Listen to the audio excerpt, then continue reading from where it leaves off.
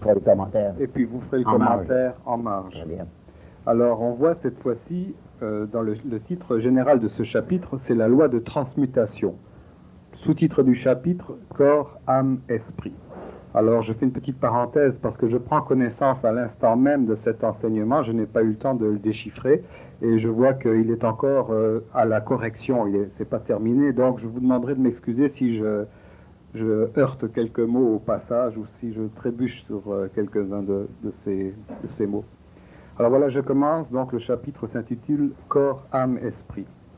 Jusqu'à présent, nous avons dit que 3 lois naturelles s'appliquent à l'être humain, assurant la continuité de sa vie et la sécurité de son environnement, à savoir les lois de précipitation, de compensation et de correspondance.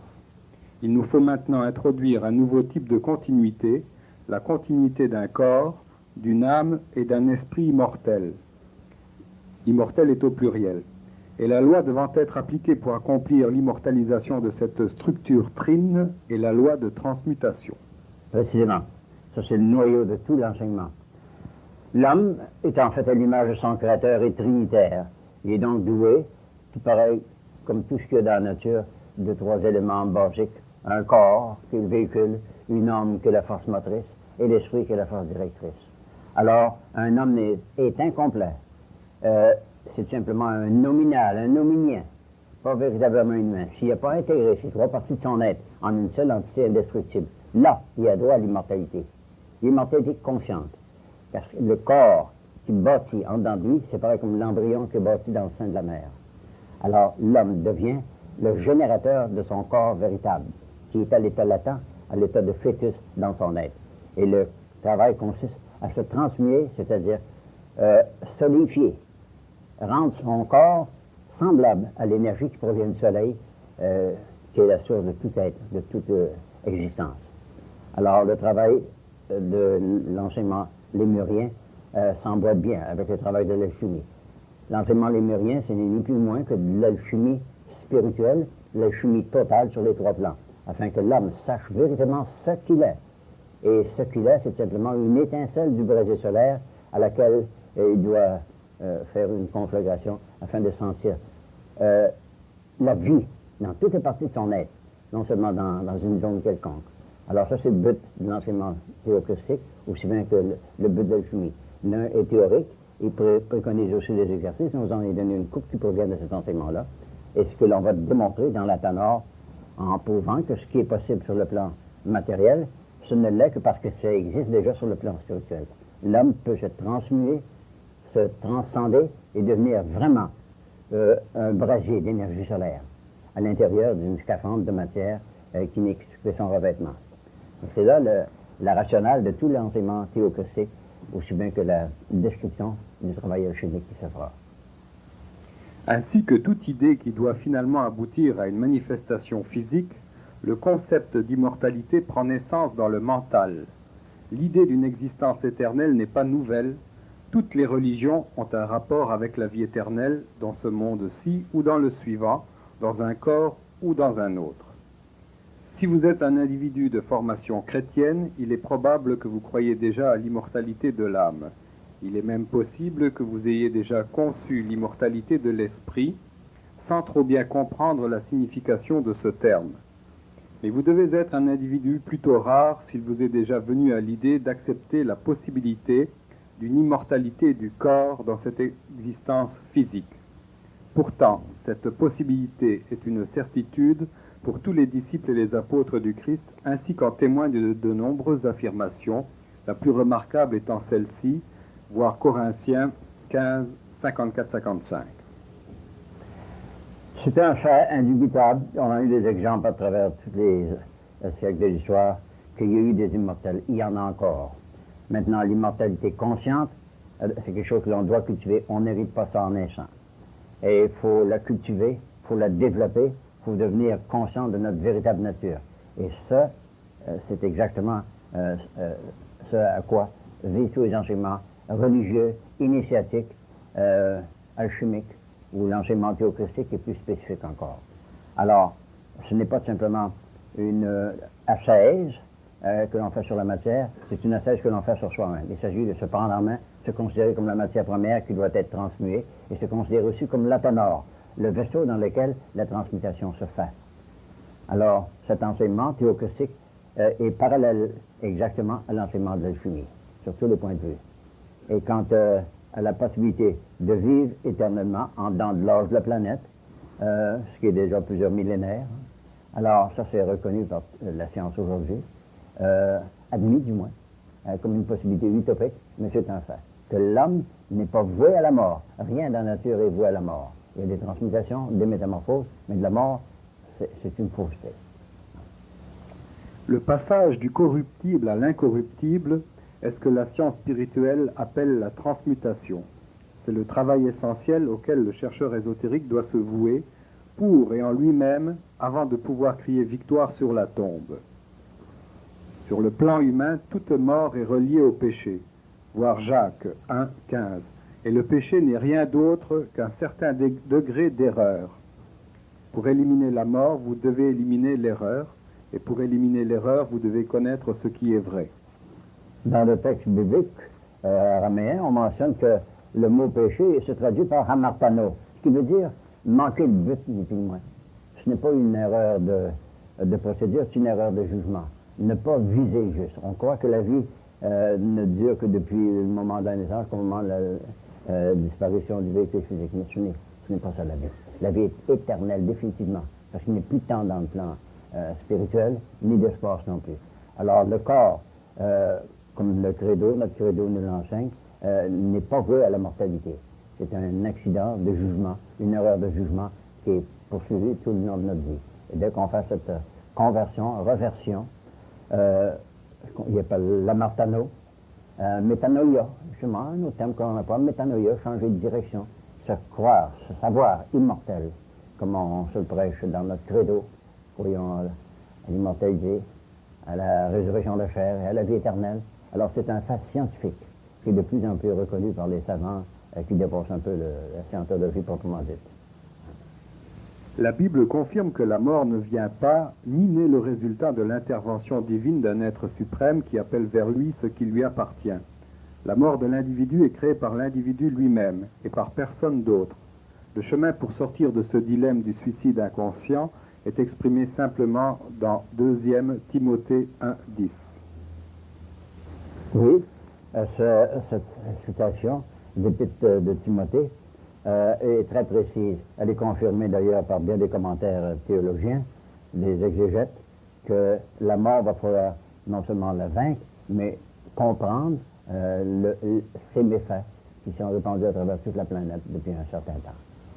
Autrefois, l'immortalité était considérée comme une utopie, mais maintenant c'est considéré comme une chose que l'on doit atteindre. Autrement, on rate notre vie, on doit reprendre, renaître, comme on dit, maintes et maintes fois avant de comprendre la leçon que ce passage sur la terre nous enseigne, de vivre, de se développer, de se réaliser, de s'immortaliser.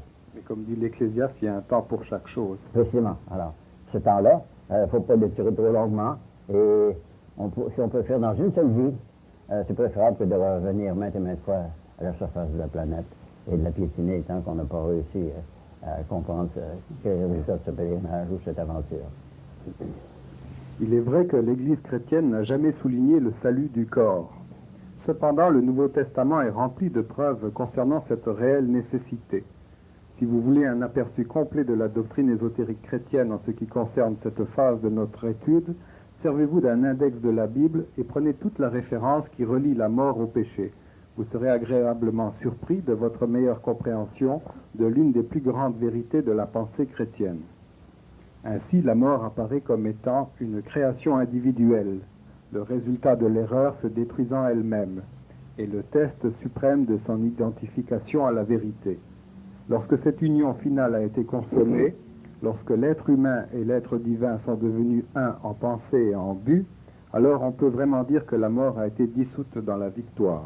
Oui, c'est une belle phrase qui est très précise, n'est-ce pas? Que la mort est dissoute dans la victoire, c'est Saint Paul qui le précise, c'est lui qui est le plus grand propagateur de cette vérité-là. La mort est donc une erreur collective, une erreur de jugement, et qui est devenue universelle. Alors, il faut faire l'on fait un renversement de notre sens de valeur. que la vie est éternelle en elle-même. Alors, si on conserve la vie en soi, si on l'alimente incessamment par une discipline bien poussée, alors on évite non seulement la sénescence, mais aussi ces renaissances non nécessitées. Par ce bref préambule à notre sujet, revoyons maintenant deux points fondamentaux que nous avons déjà abordés dans cette conception. D'abord, qu'il existe une cellule unitaire appelée atome qui fonctionne dans trois états premiers de mouvement, la matière, le mental et l'esprit. Deuxièmement, que ces atomes effectuent un mouvement de mutation à travers 7 dimensions de pensée, de la substance à l'énergie en passant par l'intelligence. L'indivisibilité de l'entière structure atomique de l'univers a déjà été avancée dans cet enseignement et elle est bien connue de la science moderne. On sait que tout ce qui existe dans le cosmos, c'est composé de petites unités appelées atomes. Le terme veut dire indissécable, n'est-ce pas? Mais les atomes ont trois parties, pareil comme tout ce qui existe dans l'univers. Un neutron, un électron et un proton. Alors, la matière se manifeste dans un mode lent de vibration sous forme tangible, palpable. Alors que sur une forme subtile, peut-être que l'électricité, c'est simplement comme une force, ou une chaleur, ou une caloricité, ou une visibilité. Mais tout est vibration dans l'univers, que ce soit une vibration lente, que ce soit une vibration rapide, peut-être que la lumière, ce sont tous des électrons, des photons, proviennent de l'entité solaire.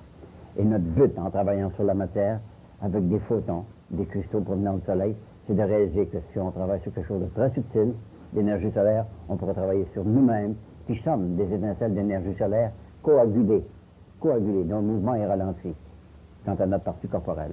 Et là, on travaille de manière à faire la liaison entre l'universel, le cosmos, et l'individuel, l'humain. Ça, c'est le but à atteindre. Alors l'alchimie, c'est plus une recherche de l'immortalité que de fabriquer de l'or. Oh non, non. Quand on fabrique de l'or, c'est simplement pour se prouver que si on travaille sur une matière apparemment inerte, c'est possible de travailler sur une pierre qui est vivante, parce qu'on compare l'homme à la pierre, hein? On compare le Christ à la pierre. Hein? Alors, tout ce qui est dans la nature, on l'a dans le système. Alors, en travaillant sur la matière, on travaille sur notre matière également. Cette matière-là devient radiante et elle irradie son énergie qu'on lui a communiquée par la nôtre d'abord. Alors, il y a un mariage qui se fait entre l'alchimiste et sa matière première. Et s'il travaille sur lui-même, le travail est rétrospectif, en soi.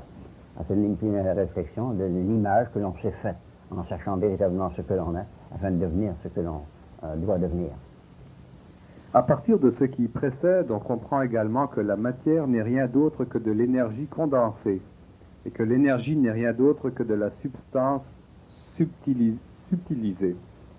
La transmutation de la substance en énergie et de l'énergie en substance est un processus de la nature qui est maintenant confirmé par la recherche dans le domaine de la physique nucléaire. C'est ça, ben oui. Mais cette recherche n'est pas terminée et c'est son aboutissement possible que nous allons proposer dans cette leçon. Bien que toute création provienne des atomes qui ont fondamentalement la même composition, il en découle que la modification de leur apparence, non de leur forme ou de leur structure, doit être une question de vibration et plus précisément une question de fréquence mutationnelle.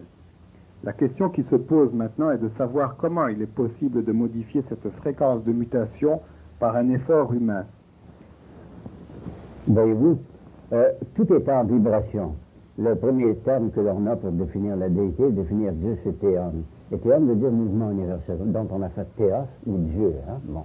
Alors, le Dieu de nos conceptions a plusieurs facettes, mais le Dieu véritable, ce n'est plus moins la vie, le mouvement perpétuel. Et, comme on peut se trouver dans des laboratoires de physique, on n'a pas allé jusqu'à la fission nucléaire, on sait qu'une vibration sonore peut affecter de la matière. Une vibration lumineuse peut également affecter de la matière. Tout ça. Alors, toute vibration lente modifie ou accélère le mode vibratoire des éléments qui sont grossiers. On donnait autrefois, dans les cours de chimie, l'exemple d'une couche de sable qui était posée sur une plaque de verre en suspension. Et en produisant un son quelconque avec un cornet ou avec un violon, on faisait tracer un dessin hexagonal ou hexagonal qui correspondait avec le mode vibratoire. Cet alpha, par exemple, ça faisait une étoile à 8 branches, hein, l'octave. Alors, si on prenait une autre note, une quinte plus élevée, ça faisait un autre dessin, mais toujours correspondant. Alors, ce qui était produit par l'instrument de musique qui vibrait, alors c'était simplement une vibration rapide qui affectait une vibration lente. Le sort était immobile. Et en y accélérant son mode vibratoire, on le rendait vivant, c'est pour que se place dans un modèle quelconque. Alors, toute mutation, toute transmutation vise à ça. Rendre une matière apparemment inerte ou de mouvement ralenti plus énergétique qu'elle l'aurait été sans l'apport de cette énergie supérieure. Et dans notre travail de transmutation, c'est exactement ce que l'on fait. On se prévaut d'une énergie solaire pour accentuer notre mode vibratoire qui est purement terrestre. Si cette modification est possible, on doit alors pouvoir conditionner les atomes du corps physique de manière à modifier l'apparence sans changer la forme. En d'autres mots, il devrait être possible de produire une extension atomique du corps physique dans des plans de matière raréfiés et réaliser ainsi une pénétration des mondes situés au-delà du plan physique. En même temps, il devrait être possible de modifier la texture même du corps physique jusqu'à ce qu'il devienne virtuellement transparent dans son éthérisation. Les êtres de lumière, comme on en voit assez fréquemment depuis quelque temps, c'est exactement ce qu'ils ont subi. Une mutation qui se rapproche tellement de la lumière qu'ils sont eux-mêmes diaphanes. Les êtres de lumière que l'on voit, ce qu'on appelle communément nos guides, hein, sont véritablement des êtres de lumière. On les voit transpercer un mur, pareil comme si le mur était de verre simplement. Alors ceux qui ont eu le bonheur, l'occasion de voir leur guide comme ça, ils ont dit ils ont passé à travers le mur comme si le mur avait été simplement une masse de verre. Alors ces gens-là avaient atteint le degré vibratoire, le mode vibratoire de la lumière, parce qu'ils sont intrinsèquement des êtres de lumière. Et ayant accéléré leur mode vibratoire, ils devenaient eux-mêmes lumineux. Alors tous les exemples que l'on a ici, le plus éloquent c'est encore celui-ci qui nous apparaissait comme ça, le comte de Saint-Germain. Alors apparaissait le plus souvent sous son corps lumineux que sous son corps physique, véritablement. Alors il y en a encore dans le monde qui apparaissent comme ça, un très grand nombre, et de plus en plus, à tel point que ça crée sensation un peu partout. Dans le monde de l'économie, on dit que lorsqu'un homme sert, il remplit une fonction spirituelle, et lorsqu'il utilise les résultats de son service, il satisfait ses exigences de son existence matérielle. Ainsi, les vies matérielles et spirituelles de l'homme sont inséparablement reliées par un mode de vie unique. Voici, si la vie que l'on poursuit sur cette planète n'avait pour fin que de s'agrémenter et de subir les accidents de la matière, la société, etc., elle n'aura pas grande signification. On a un rôle à remplir, on a une fonction à accomplir, et dès que l'on atteint cet état de plus grande lucidité, on réalise ce pourquoi on a été mis au monde et sur cette terre.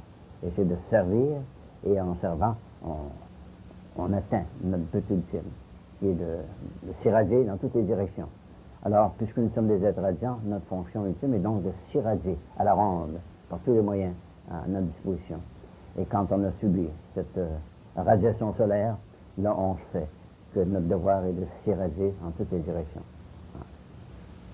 De même, dans la sphère de la perfection physique, en améliorant l'apparence du corps dense, l'homme accomplit une fonction spirituelle. Suite à cette amélioration, le corps matériel s'étend au monde spirituel. Cependant, il est encore matériel dans le sens qu'il est constitué d'une substance atomique, le seul changement provenant de la raréfaction de l'atome. L'idée ancienne que nous allons d'un monde au suivant, d'un corps à un autre, n'est pas exacte. Il est un aspect de cette vieille idéologie que nous devons désapprendre. Il n'y a qu'un seul monde et qu'un seul corps.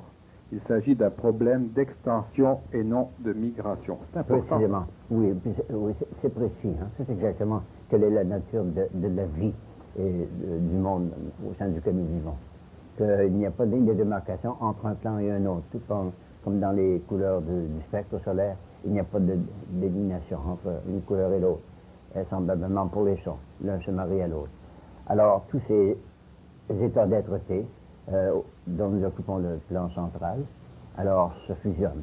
On a passé à travers le matériel, le minéral, le végétal, là, nous sommes le hominal. Alors, ce n'a pas été une décision soudaine, c'est simplement une transmigration ou une transmutation de l'un à l'autre. Et on est capable d'avoir accès au plan supérieur, le plan mental ou angélique ou archangélique, simplement parce qu'on a passé à travers le plan minéral, végétal et hominal. Et pour le minéral, il y a là encore la pensée qui agit comme le transmutateur de tous ces états d'esprit-là. Cette leçon cherche à montrer qu'une santé à toute épreuve est une vie sans douleur et le résultat d'un développement systémique qui fait intervenir une augmentation du taux vibratoire du corps entier.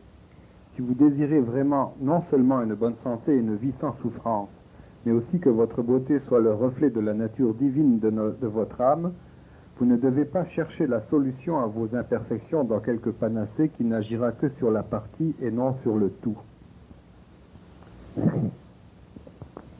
Voici, c'est que le corps n'est pas simplement un agrégat d'organes qui fonctionne harmonieusement. Il est intégré d'un tout qui agence tous ces dispositifs qui sont surajoutés au corps. Alors, il forme un tout. Et dès que l'on réalise la totalité de l'existence, tous les plans, le plan minéral, végétal, hominal et angélique, là on réalise que l'on peut aussi bien avoir accès au plan supérieur qu'on a passé à travers les plans inférieurs au cours de notre évolution. L'homme était d'abord vibré sur le plan minéral, il y a encore de la minéralité en lui, et c'est entendu seul dans cette minéralité qui atteint ce plan purement éthérique. Nous le répétons, la solution à votre problème de santé ne se trouve pas dans les coins apportés à quelques parties du corps. Alors là, je pense que c'est dans les soins. Oui, bien. Car il n'existe pas de partie. En ajoutant les organes du corps aux autres éléments de l'anatomie, nous n'obtenons pas un corps capable de vivre. Ce véhicule que nous appelons le corps ne peut vivre que s'il existe une coordination des fonctions, dont la réalité assure un fonctionnement du mécanisme en tant que tout unifié. C'est là que l'ego rentre en jeu, n'est-ce pas? Ce qui différencie l'homme des autres espèces organiques, c'est qu'il a un sens d'identité. Il a été doué d'une égoïté. Il peut dire « je suis », alors que l'animal ne fait que partie de la conscience raciale, la conscience d'un égrégore, n'est-ce pas? Un chien ne diffère pas d'un autre parce qu'il participe à la même mentalité canine. Alors, semblablement. Alors, c'est ça qui différencie l'homme, parce qu'il était doué d'un ego véritable d'éclaircir la flatus divin. Alors, l'homme étant au point qu'il sent entre l'ange et la bête, disons, alors il est capable de voir s'il a passé si loin, s'il est parti de si loin, il peut se rendre infiniment plus loin, parce qu'il y a tout le point qu'il sent entre les deux. Alors, c'est une question de réalisation de ce que l'homme est, pour qu'il puisse finalement atteindre ce qu'il peut devenir. En conservant à l'esprit la nécessité d'insister sur la fonction plutôt que sur la partie, reprenons nos considérations sur l'atome. Cette petite parcelle d'essence cosmique contient à l'intérieur d'elle-même 3 opérations vitales: attraction, répulsion et équilibre. Étant chargé positivement, le proton se repousse lui-même, mais associé à un électron qui a une charge négative, il l'attire. Le neutron, qui possède à la fois la charge de l'électron et du proton, équilibre la combinaison et assure sa préservation. Voici, c'est précisément ce que nous appelons en alchimie soufre, mercure et sel. Maintenant, on pourrait dire que l'élément sulfureux dans l'homme, c'est son désir de dépassement. Le mercure, c'est son énergie vitale, alors que le sel, c'est simplement cette union. On appelle le mot sel dans le sens comme SCEL. Hein? Alors, l'homme étant trinitaire ou devant réaliser qu'il est trinitaire, doit faire la fusion entre ces 3 éléments-là, afin qu'il soit complet, indivisible. Et c'est possible grâce à cette disposition qu'on a mis à sa disposition. C'est le dispositif qu'on met à sa disposition. Alors l'homme peut véritablement atteindre cette unité, cette unicité de ces 3 éléments. Et quand il aura atteint ces 3 éléments-là, il sera véritablement à l'image et à la ressemblance de son Créateur. Il ne sera ni plus ni moins qu'une partie, un Dieu en embryon, pour ainsi dire. L'atome est le plus petit élément tripolaire de l'essence de vie. C'est la semence à partir de laquelle toute forme de vie se génère, du plus petit au plus grand, de la motte de terre à Dieu. Le mouvement qui est engendré à l'intérieur de l'atome par l'activité des pôles produit le phénomène que nous appelons vie. Il n'existe pas d'autre vie que les résultats produits par l'échange d'énergie entre les pôles de l'atome tri-1. Exactement. Alors la vie, c'est un phénomène. On pourrait dire même un humain. Ce n'est pas quelque chose de passager, c'est quelque chose de permanent. Mais ce n'est que quand les trois éléments de la vie sont reliés et unifiés que l'homme peut dire, là, je suis vraiment un égo véritable et maître de mon destin et maître de mon environnement également. Puis l'environnement le plus important, c'est son propre corps. Ce qui nous environne, c'est notre corps, n'est-ce pas? Alors, la première chose à réaliser, c'est ça. La connaissance de soi comme entité solaire, sujette à soléifier ou à transmuer cette entité de matière qui ne demande qu'à être transmuée elle-même. Ainsi, chaque atome est vivant. Il vit parce qu'il possède en lui-même la puissance du mouvement. Le degré et la qualité du mouvement déterminent le type de vie qui sera manifesté. L'essence de vie est un autre mot pour action atomique. L'atome a une conscience elle-même. Bien des auteurs en ont parlé dernièrement, depuis quelque temps, depuis le début du siècle. On lui donna la qualité d'insécable, mais c'est faux. Il se divise et se divise en se multipliant. Et il a une conscience unifiante et une confiance irradiante également. L'atome, c'est un petit monde. Ce grand penseur, je crois que c'était Pascal, mentionnait un éclair de génie à un physicien. Je lui démontrerai dans l'atome, disait-il, une infinité d'univers, dont chacun aura ses planètes, son soleil et sa terre. C'est un éclair de génie. Alors on peut dire ça avec conviction maintenant, que l'atome est un monde en miniature, un minutium mundum, comme il emploie le terme. Alors un petit monde qui subit les mêmes lois que le grand monde des constellations qui nous entourent. Alors il n'y a pas de différence entre l'infiniment grand et l'infiniment petit, excepté que celui qui fait les différencier, et qui est l'homme qui occupe le point équidistant entre ces deux infinités. Jusqu'à présent, nous avons appris que l'univers, avec 7 états de vibration, est entièrement composé d'atomes en mouvement. Certains ont une vibration si lente que le résultat en est une substance solide. D'autres vibrent si rapidement que seule l'énergie est perceptible. Étant donné que ces atomes sont en mouvement et que le mouvement implique la vie, il s'ensuit que les différents plans de l'univers ne sont que des prolongements locaux de l'essence de vie. Il s'agit là pour nous d'une vérité. Oui, c'est la vérité primordiale, que tout est en mouvement et que ces mouvements-là sont tellement harmonieux qu'il ne peut pas y avoir de distinction entre un plan soi-disant inférieur et un plan qui dépasse notre compréhension. Alors, il y a une corrélation intime entre tous ces plans d'être-té. Même dans notre organisme, on parle des chakras, faute de meilleurs termes. Ce sont en réalité des tourbillons de matière qui vibrent très rapidement. Des tourbillons, véritablement. Alors, si on les voit par la clairvoyance, on voit que ce sont des soleils. Ils sont échelonnés tout le long de l'arbre de vie. Le chandelier à sa branche, ou les 7 églises de Saint-Jean, les 7 centres de spiritualité. Alors, dans le monde, il y a ces grands centres d'énergie, ces grands plans d'être-té, et en nous, nous en avons les récepteurs. Alors, notre arbre de vie contient en soi ces 7 plans de conscience, sous forme de tourbillons, invisibles pour la plupart, mais qui sont très perceptibles par le repère. C'est de l'énergie. Et s'il n'était de ces 7 plans de vibration, l'homme n'aura absolument aucune être-té. Alors c'est donc possible de travailler sur soi à cause de ces 7 réceptacles que nous avons, des 7 plans d'énergie qui constituent l'univers. Si on prend pour acquis que la Terre est un être vivant, est-ce qu'elle a aussi 7 chakras? Oh, définitivement, oui. Ce sont des couches concentriques. Ce sont des couches concentriques. On les appelle atmosphère, stratosphère, ionosphère, tout ça.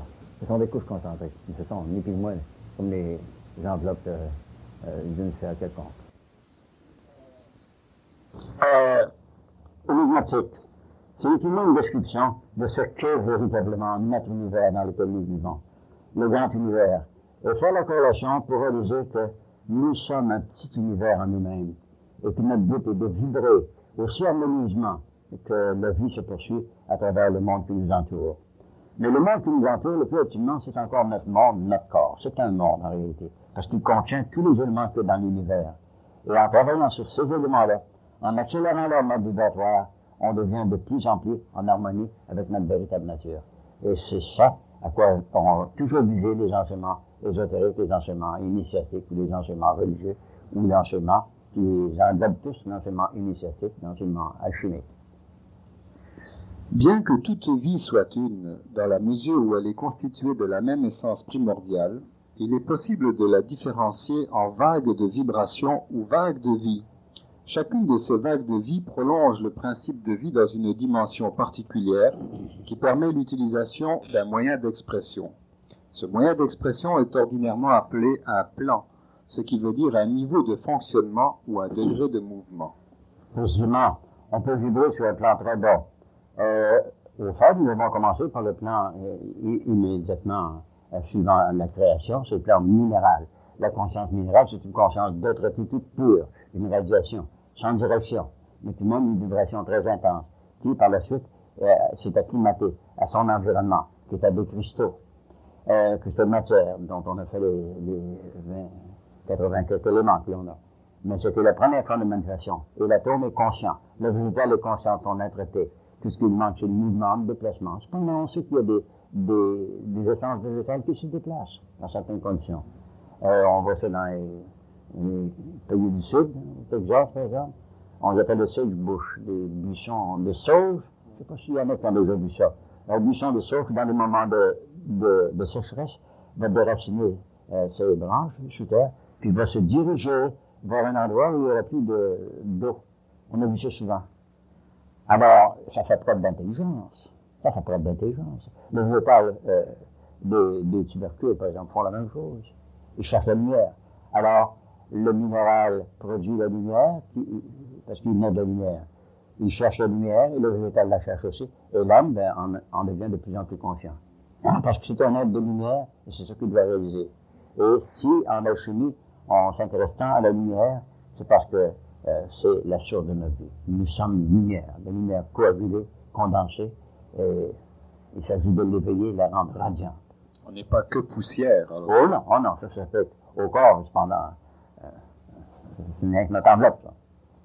Puisqu'il existe 7 niveaux fondamentaux d'existence, ainsi que le révèle le clavier cosmique, il existe pareillement 7 vagues de vie fondamentales reliées à ces niveaux. Ce sont le minéral, végétal, animal, humain, angélique, archangélique et céleste. Ça peut sembler farfelu de dire qu'on saute du minéral au végétal, et après on va passer par l'humain, on attend les plans supérieurs. On dit, c'est ce que l'on est destiné à devenir, se dépasser. Pas nécessairement développer des ailes dans nos omoplates, mais atteindre un état où on aura ça un niveau supérieur d'être-té. Les anges ont une caractéristique humaine aussi bien que divine ou céleste. Ce sont des humains. Le Moïse nous en donne la preuve quand il mentionne que les élèves, c'était les anges, ou les fils de Dieu, va constater que les femmes humaines étaient belles.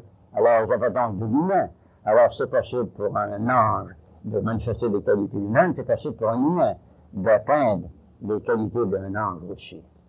Il n'y a pas de démarcation. C'est un état de conscience. S'utiliser sa matière afin qu'il devienne plus angélique, moins diabolique. Et ce qu'on appelle les anges, ou cette hiérarchie angélique, là, est-ce que ce sont des humanités qui nous ont précédés dans une vague de vie précédente, justement. Oui. Il y en a eu qui ont dévié de leur destin prémédité, d'autres qui ont continué. Puis il y en a plusieurs cœurs d'anges. L'angélologie, qui est une science, une branche de la théologie, mentionne qu'il y a 7 cœurs d'anges, 7 cœurs d'êtres qui dépassent le palier purement humain. Et c'est l'évolution de tous les 7 plans d'être-té dont nous faisons partie nous-mêmes. Nous sommes au point équidistant entre les deux, entre l'ange et la bête. En termes de vibration atomique, comme il a été expliqué dans la leçon 3, les correspondances suivantes deviennent apparentes en commençant par la forme de vie la plus basse et le niveau d'existence le plus bas, pour finir au niveau le plus élevé. La vague de vie minérale avec le plan physique, la vague de vie végétale avec le niveau éthérique, la vague de vie animale avec le plan astral, la vague de vie angélique avec le niveau planétaire, la vague de vie archangélique avec le plan solaire, et la vague de vie céleste avec le plan universel. Voyez-vous, nous pourrions comparer ça aux différents stages, aux différents niveaux de conscience chez l'être humain. L'état de prime enfance, l'état d'adolescence, l'état adulte, etc., l'état qui dépasse tout ça. Mais il n'y a pas deux éléments comme ça. L'un se fusionne dans l'autre. Et l'homme doit inévitablement passer à travers tous ces états-là. Il a passé à travers les trois premiers. C'est les âges de la vie. Ce sont les âges de la vie, justement. Alors, ça, c'est le destin de tout homme, puis il n'a pas de choix, il faut qu'il passe par là. Bien que cette disposition du cosmos puisse sembler compliquée au premier abord, elle est vraiment très simple une fois correctement comprise. Et sa simplicité se manifestera toujours plus avec le développement de notre compréhension. Aussi, ne nous décourageons pas si nous avons besoin de relire plusieurs fois certains paragraphes. La récompense sera la compréhension, et cela en vaut vraiment la peine. Monsieur, tout d'abord, ça a l'air tellement étrange qu'on dit ça nous dépasse. Non, ça ne nous dépasse pas. Parce que dans les moments de lucidité exceptionnelle, on dit oui, ça c'est possible.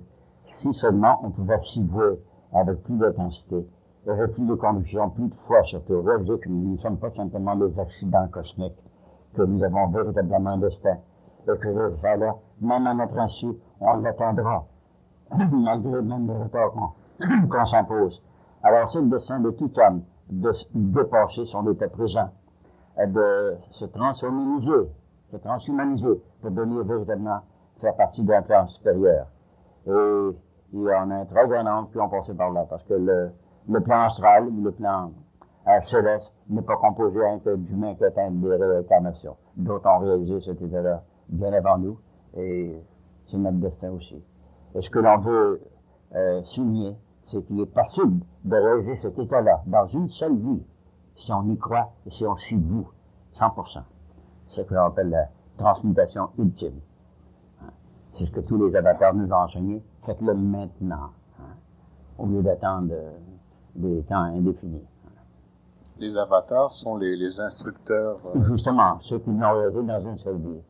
On prend Irénée Philalèthe, par exemple, qui a 22 ans, avait déjà atteint cet état-là.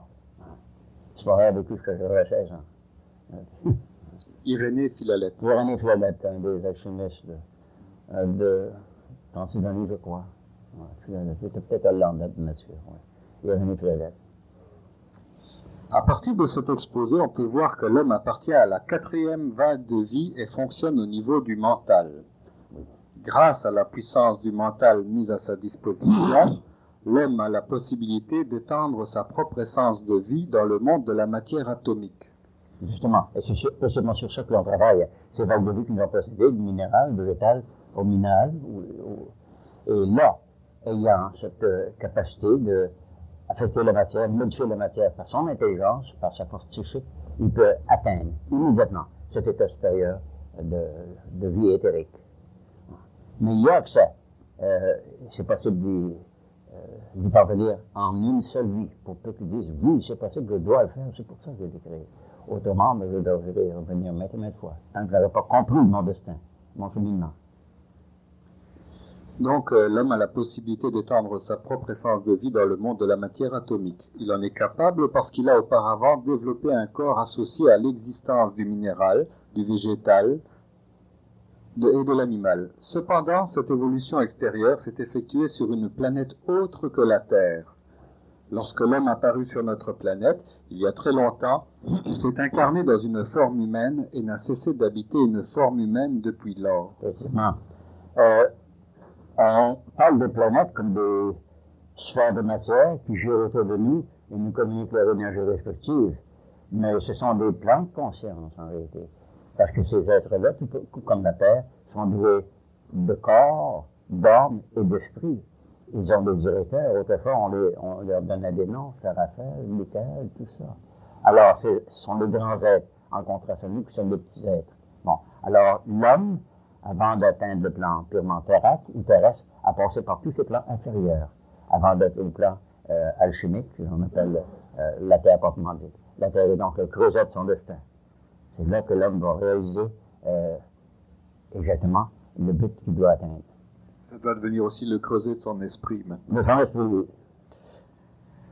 Ainsi, on peut voir qu'il existe 3 vagues de vie inférieures à l'homme et 3 vagues de vie supérieures. L'homme est l'essence de vie du niveau mental ou humain. Il a déjà été l'essence de vie au niveau du minéral, du végétal et de l'animal. Un jour, il sera la vie des niveaux angéliques, archangéliques et célestes. Cependant, il se trouve actuellement au niveau humain et demeurera tel jusqu'à ce qu'il aboutisse à la perfection du Maître. Ce qui est arrivé avant et ce qui adviendra plus tard est moins important pour nous que ce qui se déroule actuellement. Aussi, pour des considérations d'ordre pratique, nous limiterons cette explication à l'homme actuel et ne mentionnerons les plans inférieurs ou supérieurs que pour éclaircir ses rapports avec lui.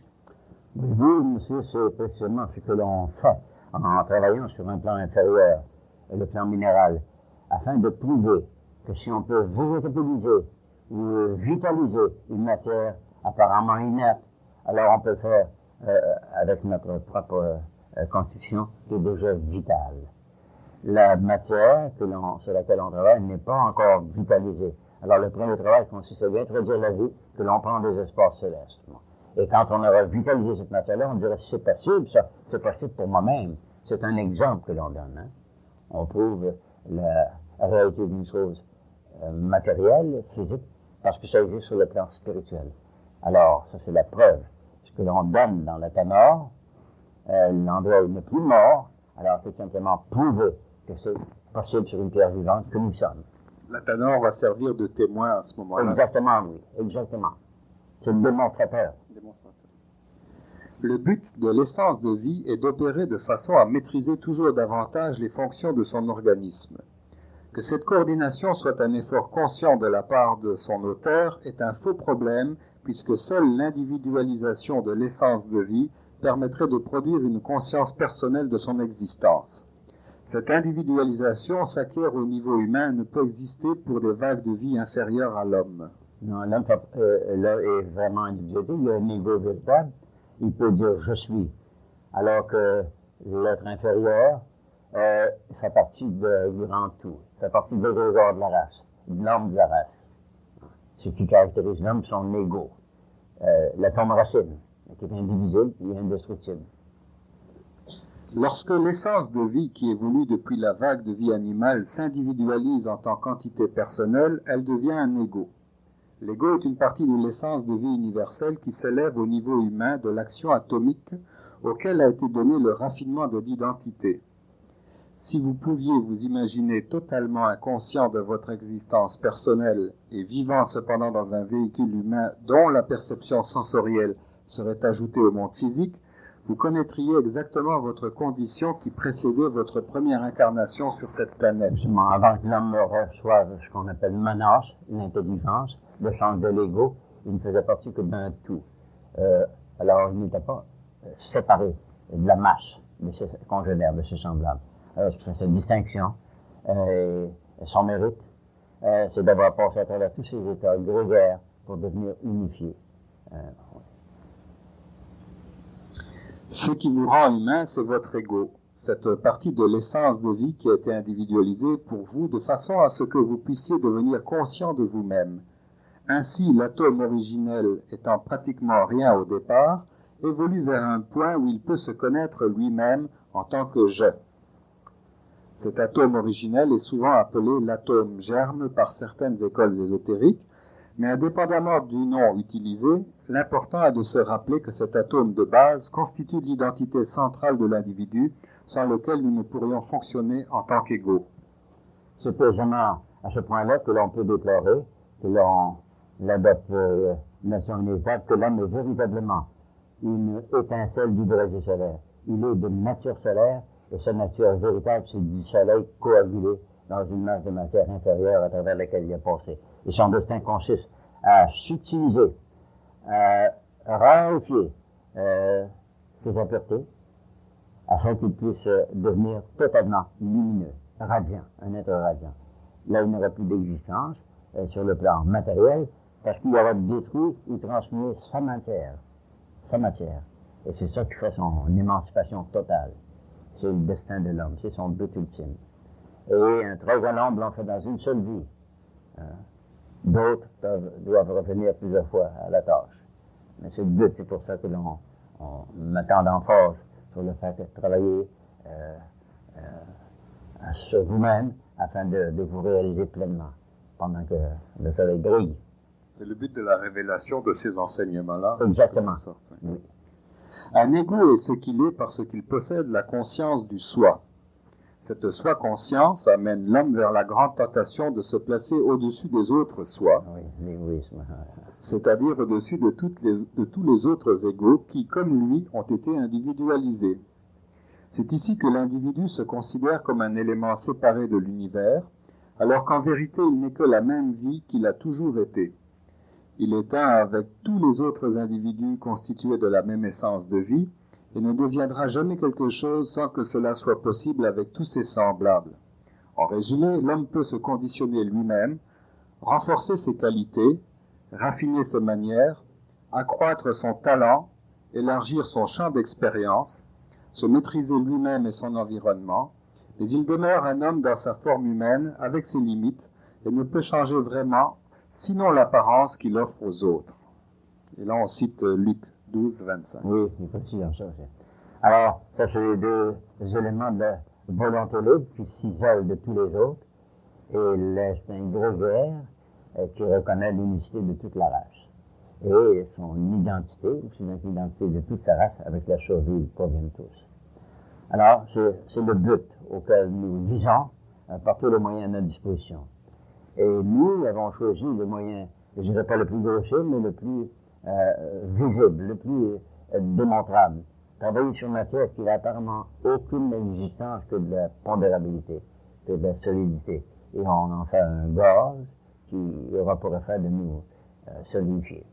Est-ce que votre fonction d'alchimiste est en rapport avec... est-ce que c'est une raison pour laquelle vous avez hérité de cet enseignement pour la francophonie? Est-ce que c'est un choix? Oui, pour avoir un avoir providentiel, et ça demande de Dieu une grâce, je vous mentionne les deux, les grâces divines. Après 50 ans de recherche, je commençais mes recherches en 1926, il y a déjà 50 ans de ça. Hein.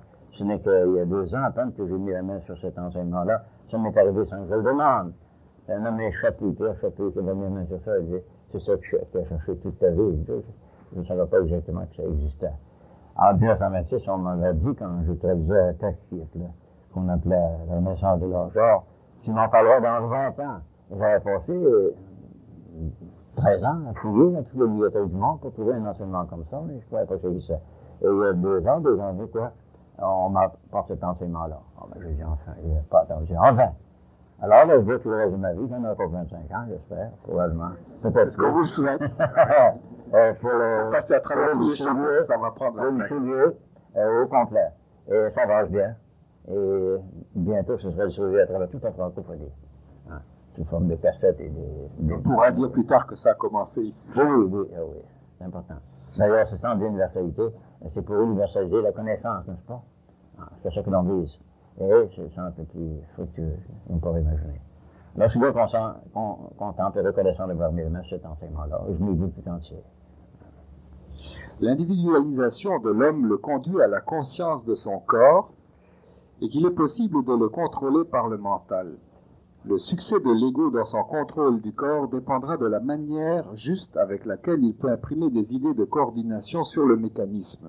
Et ce mécanisme aura un champ d'action plus étendu que le mental de l'individu ne peut être disposé à accepter, considérant sa compréhension actuelle de sa structure atomique. C'est marqué atomoc. Atomoc, j'ai déjà fait des choses comme ça. Voici, dès qu'on devient conscient sur un plan supérieur, on a immédiatement contrôle sur le plan inférieur. Hein, et sur le plan de notre vie individuelle, collective, aussi que le plan spirituel, universel. Et à mesure que l'on progresse, on devient de plus en plus efficace. Et le premier niveau à atteindre, c'est d'efficacité sur notre organisme immédiat. On peut contrôler notre comportement physiologique, biologique, avec plus de facilité qu'on l'aura compris. Jusqu'à présent, nous avons vu que l'univers vibre à 7 degrés de densité atomique, matière, éther, lumière, mental, feu, espace et esprit. Nous avons vu également que l'essence de vie, telle qu'exprimée en termes de mouvement atomique, se manifeste par 7 états d'activité, minérale, végétale, animal, humain, angélique, archangélique et céleste. De plus, nous avons vu que chacune de ces vagues de vie fonctionne sur un ou plusieurs niveaux, respectivement physique, éthérique, astral, mental, planétaire, solaire et universel. Nous sommes maintenant prêts à comprendre qu'il doit exister un moyen de transmission pour la conscience de l'essence de vie, alors qu'elle se projette elle-même dans le plan ou niveau correspondant.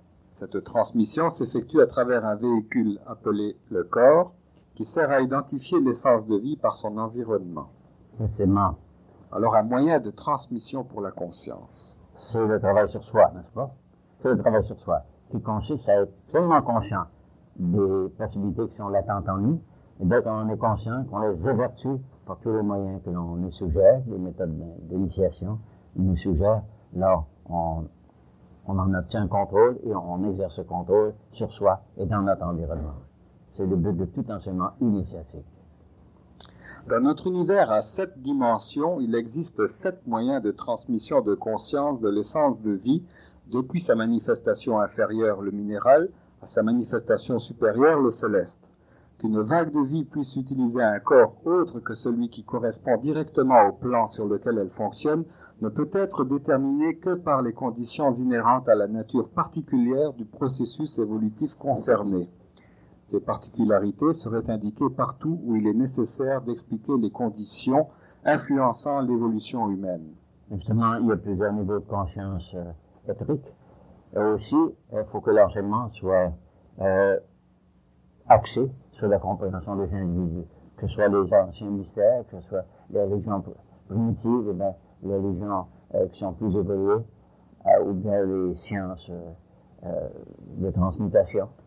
Alors, il faut que ça s'applique au niveau des gens auxquels on s'adresse. Et dans le moment, au XXe siècle, tout le monde qui a un peu de teinture de science physique même, peut dire on peut dépasser le plan physique et prendre véritablement ce qu'on peut appeler la métaphysique, dépasser la matière. Alors les gens savent, comprennent, réalisent maintenant qu'on est capable de dépasser la matière et de transiger avec ce plan de conscience avec autant de facilité, autant de souplesse et d'efficacité que l'on fait sur la matière proprement dite. On travaille de force seulement, au lieu de travailler de matière grossière. Les 7 corps qui transmettent la conscience des 7 plans sont les corps physiques, vital, astral, mental, planétaire, solaire et universel. Bien qu'il soit nécessaire de particulariser ces corps dans le but de les identifier avec les plans correspondants, on doit se souvenir que ces corps, comme les plans eux-mêmes, sont des prolongements atomiques les uns des autres. De même qu'un plan se fond dans le suivant, tandis que sa vibration atomique augmente, ainsi un corps se fond dans le suivant de la même manière. Et de même qu'il existe une ligne de démarcation invisible entre les vagues de vie et entre les dimensions, il existe également une ligne de démarcation entre les différents véhicules utilisés par l'homme. Parce qu'on voit bien une distinction entre un corps spirituel, un corps de lumière, et un corps grossier. Mais tout de même, dès que l'un a augmenté son mode vibratoire, il devient au même niveau que l'autre qui s'élève au-dessus de lui. Alors, s'il y a une ligne de démarcation, on n'est qu'en apparence. Alors qu'en réalité, ils se fusionnent l'un dans l'autre. Si on était autrement, il n'y aurait pas de possibilité d'atteindre un plan supérieur, tout en restant incarné. Mais comme on voit que c'est une transcendance, un dépassement de la matérialité, alors c'est possible. C'est la limitation de nos sens qui nous fait percevoir un monde divisé. Exactement. Alors c'est pour ça qu'on travaille sur la matière grossière et on la subtilise jusqu'à ce qu'on dise où c'est allé notre pierre originale. Elle est partout, tout autour de nous, elle est devenue un gaz, elle est devenue de l'épaire. Ensuite, on peut la coaguler de nouveau pour dire, voici ce que c'était. C'était de la glace, ça devient un nuage. Le nuage condensé devient encore de la glace. On prend conscience des illusions en fait, dans lesquelles on vit, dans lesquelles on est plongé par nos sens. Alors c'est ça fait le mariage mystique entre le ciel et la terre et transmuer la matière, la subtiliser et rendre la matière subtile plus grossière, palpable dans nos sens. Essentiellement, il n'y a qu'un seul corps, tout comme il n'existe qu'un seul univers. Tout est mouvement atomique, et puisque l'atome est l'essence radicale du cosmos à partir duquel toute création tire sa source, il n'est pas trop difficile de visualiser un plan avec 7 états de vibration, une vague de vie en 7 degrés de développement et un corps avec 7 états d'existence. Il n'y a que l'unité et il ne faudrait pas faire trop de différence. Si nous pensons en termes de 1 dans 1, 3 dans 1, 7 dans 1 ou 12 dans 1. Justement, c'est là l'énoncé des trois lois qui sont mises en évidence dans l'univers. La trinité originelle, les trois forces primordiales, le septenaire ou l'octave, c'est des différentes octaves qui ont été traitées, et finalement les 12 sources de provenance de l'être humain. Alors, quand on réalise ces trois-là, ce sont la source de notre être. On dit on transige avec des forces qui existent à travers tout l'univers, et c'est une synthèse que l'on doit apprendre, et quand on l'apprend, on la met en application. Alors là, ici, on cite un passage des Éphésiens 4, 4, 6. Il n'y a qu'un seul corps et un seul esprit, un Seigneur, une foi, un baptême, un Dieu et un Père pour tous, qui est au-dessus de tous, agit à travers vous tous et est en vous tous. C'est déjà. Bon. Alors, cette fois-ci, ça synthétise tout l'enseignement christique, l'enseignement initiatique et l'enseignement des anciens mystères. Ça se résume simplement une compréhension du grand tout dont nous faisons partie intrinsèque. Bon, alors, cet enseignement-là, au fur et à mesure qu'on progresse là-dedans, on s'aperçoit qu'il lève le voile, le mystère sur tout ce qui a été caché à l'homme, tout en citant les références. C'est un peu comme un jeu de cache-cache. Oui, mais ces références-là sont des axiomes scientifiques. On peut les prouver. Oui, il y a les axiomes scientifiques dans le développement de l'enseignement en comparaison avec ce qui a déjà été dit dans un enseignement qui a passé à travers tous les temps, mais qui aujourd'hui est adapté à notre compréhension. Oui. On lève le voile. On lève le voile et on retourne aux sources. À la source de tout enseignement initiatique. Initiatique. Inice du feu. Du feu, oui. Parce que la méthode de feu, il faut qu'il devienne ardent, vibrant et radiant. Eh bien, merci beaucoup, Alexandre Lachance. On vous remercie. Ça fait plaisir. Merci. Merci. Merci. Alors, on fait une petite pause de 20 minutes, le temps de... Ok. Alors, pour passer du plan humain au plan angélique, pensez-vous qu'il est important de faire la transmutation de l'énergie sexuelle? Définitivement. Mais transmutation ne veut pas dire répression. Ça veut dire sublimation. Cette énergie sexuelle existera toujours à tous les plans. Elle peut être distribuée à travers tout le système, ou bien localisée, ailleurs, ou localisée dans la zone génitale. L'énergie existera toujours. Elle existera avant votre naissance, elle existera après la dissolution du corps. Mais cette énergie-là doit se distribuer à travers tout le système. Quand elle est montée tout le long de l'arbre de vie, qu'elle vient éveiller le sang christique, là, vous êtes apte à participer des deux plans. De vivre sur deux mondes. Comme disait ce nommé Philos, il disait, j'ai vécu sur deux planètes. Mais ce qu'il voulait dire, c'est que j'ai vécu sur deux plans de conscience. J'ai bien spécifié tout à l'heure que les planètes sont des plans de conscience. Alors, il était conscient des deux plans simultanément. Alors, dès que l'énergie basique est distribuée à travers tout le système, il y a immédiatement accès aux deux plans instantanément. Et ce plan angélique, ce plan supérieur, on y a accès sans même le réaliser. Dès que vous avez perdu conscience du corps physique, par le fait que vous êtes enveloppé d'énergie, là, vous êtes immédiatement sur le plan supérieur. Et vous pouvez retomber immédiatement sur, comme on dirait vulgairement, sur le plancher des vaches. Dans la série numérique 1, 3, 7, 12, où le 12 signifie les 12 sources de provenance de l'être humain, pouvez-vous énumérer brièvement ces 12 sources? Oui, on les appelle communément, d'après les signes astrologiques, Aries, Taurus, Gemini. Ce sont les zodions, les 12 zodions, ce que l'astrosophie ou l'astrologie plus tard a nommé les signes du zodiaque. Les zodions sont des signes de l'iconographie animale. Ce sont les 12 signes du zodiaque. On les appelle communément les zodions, les 12 animaux. Ouais. Alors, ce sont les 12 sources de provenance de la race humaine, de tout le système solaire. Dans la vie des maîtres, il semble que les maîtres gardent également leur corps. Oh oui, oui. Si c'est nécessaire, oui. Même s'ils ont des grands voyages à faire, là, ils s'utilisent soudainement. Oui, Albert Spardy est précieux, hein. Alors, on a tendance à lire ça comme quelque chose d'un peu énigmatique. Mais c'est réel, tout ça est vraiment réel. Le type qui s'appelle Émile et l'autre qui s'appelle Jaspe, décrivent des expériences vécues, puis ce ne sont pas les seuls qui ont vécu ces expériences-là. Bien d'autres ont passé par le même cheminement. Pas nécessairement au Tibet, à bien d'autres endroits. J'ai parlé il y a quelque temps de Borup au Danemark. Ça existe, cet état de choses-là. Alors, un maître que l'on appelle Ashtar Sheran, manifestent exactement les mêmes phénomènes que Émile et Chaste ont manifesté. Ils ont décrit dans leur livre de Albert Spalding. Il y a un maître également aux Indes du nom de Babaji qui aurait ces facultés-là? Oui, Babaji, c'était l'initiateur de Yukteswar et de Sri Lahiri Saya, plus tard Paramahamsa Yogananda. Ils ont initié le mouvement de la réalisation du soi, je pense, en Inde, à Madras.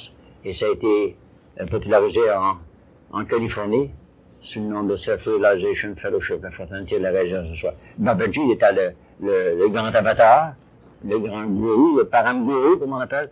C'est ça, il y a eu deux autres, dont j'ai connu Mahasaya, Lahiri Mahasaya, qui a suivi ça jusqu'en 1959, je pense. En 59, il est retourné à Madras. Ouais. Alors, ça, ce sont des maîtres véritables. Mais l'Inde, si bien que le Borup en Norvège, c'est en Norvège, oui, en Scandinavie, sont pas les seuls. Il y a bien des endroits. Dans les cordillères des Andes, il y a un ashram aussi. Et il y a un maître aussi qui est de plus en plus connu. Il s'appelle Dvalku. Dvalku, je sais pas si j'avais entendu ce nom-là. Il y en a qui l'appellent le tibétain, d'autres l'appellent Philos. Ouais. Alors c'est lui qui a écrit « J'ai vécu sur deux plans de conscience », ou d'après le titre, sur deux planètes, qui était plus susceptible de le faire vendre. Mais c'était deux plans de conscience, simultanément. Alors, ces maîtres-là vivent une vie bilatérale. Ouais. Concernant les enseignements que vous diffusez, dont vous êtes le dépositaire, est-ce que vous pensez qu'un jour ces enseignements-là vont paraître, vont être publiés? Peut-être pas pour le gros public, mais certainement tout le monde y aura accès si on connaît la source de provenance. Les universités, telles que celle de l'Université mondiale, dont je peux connaître les enseignements, publieront toutes ces choses-là. Et au Danemark aussi, la société qu'on appelle les chercheurs en sciences cosmiques vont diffuser tous ces enseignements-là. Au tout début, on avait la seule œuvre auquel on avait accès, c'était les enseignements de Blavatsky, plus tard en 1900. Et ensuite, c'est Krishnamurti qui a abandonné l'enseignement. Mais aujourd'hui, ça revient. Et au Danemark, on commence à populariser ça. Société des chercheurs en sciences cosmiques. Ouais. Et en Inde aussi, à Madras. Et aux États-Unis, je pense que c'est en Californie, quelque part. Dans les cordillères des Andes aussi, il y a un centre. Le centre qu'on appelle Bodiou. Et au Québec, c'est dans la suite 1107, au 11e étage. Au 11e étage, bon. Alors, on est sans chez nous ici. On est bien accueillis, puis on se sent chez nous. Alors, on va continuer avec cet enseignement de lumière. Moi, je trouve ça fantastique d'avoir accès à cette source d'information. Je pense que j'ai lu quelque chose comme, je sais pas, 3000 ou 4000 bouquins dans ma vie de libraire. Et je veux dire qu'après 15 ans de lecture, ça m'a apporté plus de confusion que d'éclaircissement. Et toute révélation, ou soi-disant révélation que j'ai pu lire à travers ces quelques milliers de livres, n'ont été toujours qu'une autre façon d'occulter ou de masquer la réalité, et qu'il était temps qu'ils sortent une synthèse de tout ce qui était. Une synthèse parfaite. Ouais. J'ai connu tard, moi, et je cherchais depuis 1926, quoi, et ce n'est qu'en 79 que je m'y remets dessus.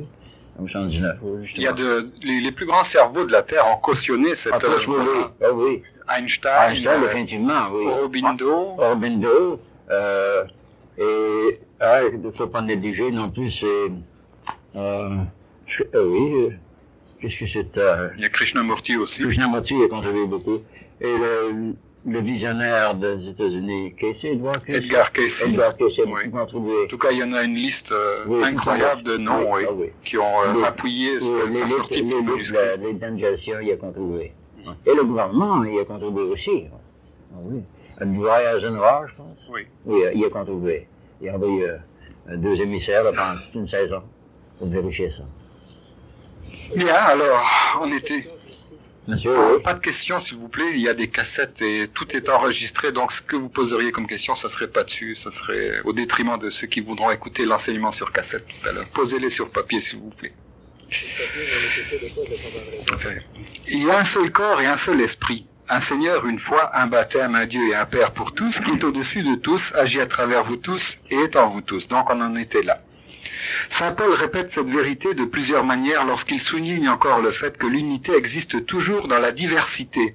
qu'il n'existe fondamentalement qu'un seul principe et une multitude de fonctions. Et dans les Corinthiens 12, 4, 6, nous lisons « Il y a pourtant diversité de dons, mais c'est le même esprit. Diversité de ministères, mais c'est le même Seigneur. Diversité d'opérations, mais c'est le même Dieu qui opère tout en tous. Comprenant donc que nous avons affaire à un seul corps dont les multiples prolongements lui permettent de pénétrer plusieurs plans, nous aboutissons à la définition suivante. » Et là, c'est en majuscule. « Le corps est ce véhicule au moyen duquel l'homme prend contact avec son environnement. À cause des conditions inhérentes à l'évolution humaine, l'extension de l'environnement humain occupe 4 plans. En d'autres termes, l'individu possède 4 corps distincts capables de fonctionner avec plus ou moins de liberté dans 4 plans ou dimensions distinctes. Le corps physique dans le plan physique, le corps vital dans le plan éthérique, le corps astral dans le plan astral et le corps mental dans le plan mental. Le transfert de la conscience d'un plan à un autre, tout en gardant la maîtrise totale sur les 4 corps, fonctionnant comme un tout unifié, constitue la réalisation suprême du maître. Précisément.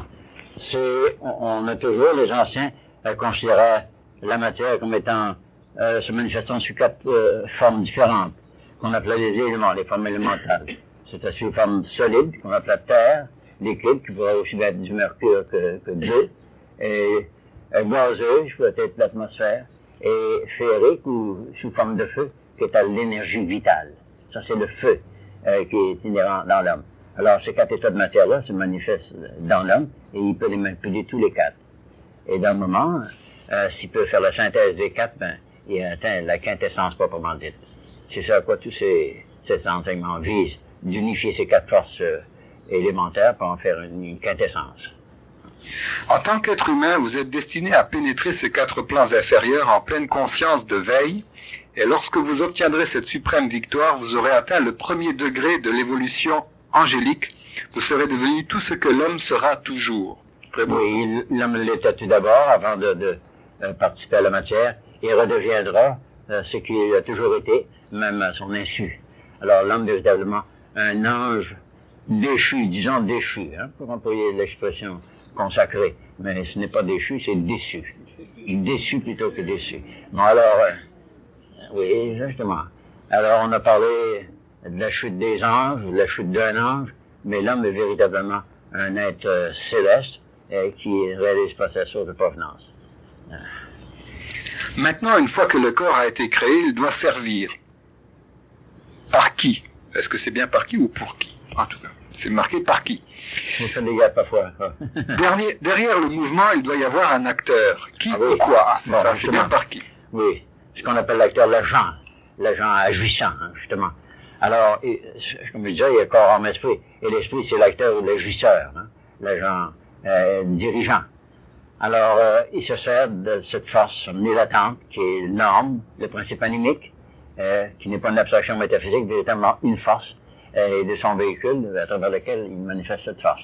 Alors, ces 3 éléments-là forment cette trinité qui aurait toujours dû être conscient.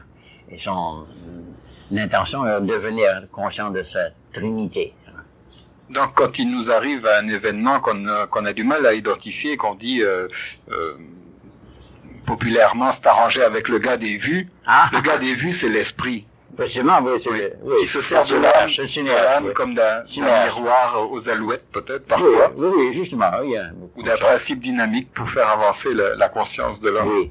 Alors, l'agent motivateur, c'est l'esprit, l'esprit universel qui est subdivisé en autant de factions qu'il peut y avoir d'individus à la surface. Donc, maintenant, une fois que le corps a été créé, il doit servir. Derrière le mouvement, il doit y avoir un acteur. Qui ou quoi? Jusqu'à présent, la révélation nous indique que l'acteur est l'essence de vie. Mais lorsque nous cherchons à définir cette essence de vie, nous ne pouvons penser qu'en termes de Dieu, de quelque cause première qui est indéfinissable. Ces mouvements de l'énergie à l'intérieur de l'atome constituent-ils une action spontanée, se développant sans référence à un plan ou à une méthode? Ou la vie est-elle créée par un créateur, et si oui, qui le créa, lui? Il est évident. C'est un point théologique au sein desquels des gens ont tellement différé d'opinion. Mais il y a un plan dans le cosmos. Ça, c'est inéluctable. Hein? Et on ne peut pas soupçonner quelles sont ses intentions primaires ou ultimes, mais il y a un plan, il y a un créateur, il y a un gérant de scène. Hein? On ne peut pas le définir, c'est impossible. On disait c'est théon, qui veut dire mouvement universel. Qui dit mouvement, dit motivateur. Hein? Quelque chose qui crée le mouvement. Alors le mouvement n'est pas soi-même. Alors, faute de meilleurs termes, on l'appelle théos, ou Dieu. Il est évident qu'il existe un plan et une méthode, car l'univers est trop bien conçu pour n'être apparu que par hasard. Mais la cause primordiale ou la racine fondamentale, la cause sans cause, la racine sans racine, demeure encore totalement incompréhensible et ne sera probablement jamais connue avant que l'homme ait évolué bien au-delà de la vague de vie humaine. Justement, là, il est limité par ses sens qui sont insuffisants à cette compréhension des plans supérieurs. Donc ça, c'est une compréhension qui sera propre à l'homme de la prochaine race, peut-être. Et donc, il aura atteint ce plan supérieur qui est l'équidistant entre l'homme cogitant et l'homme qui sera véritablement conscient des deux plans de conscience, ou du plan immédiatement supérieur et de celui avec lequel il est conscient présentement. Alors, il s'agit d'évoluer et de se transmuter, au moins la première transmutation. Et tant qu'il n'aura pas atteint ce qu'on appelle communément la deuxième mort, la deuxième transmutation, mais là, il n'y aura pas accès à ce temps-là. L'essence de vie est entièrement constituée de la même énergie atomique. Elle ne se différencie seulement par le degré de conscience qu'elle a de son environnement. Le terme que nous attribuons à l'essence de vie et qui sert à mieux comprendre les fonctions de l'acteur est l'esprit. Bon, l'acteur, c'est là que l'agent primordial, l'agent penseur, cogitant, entre en jeu.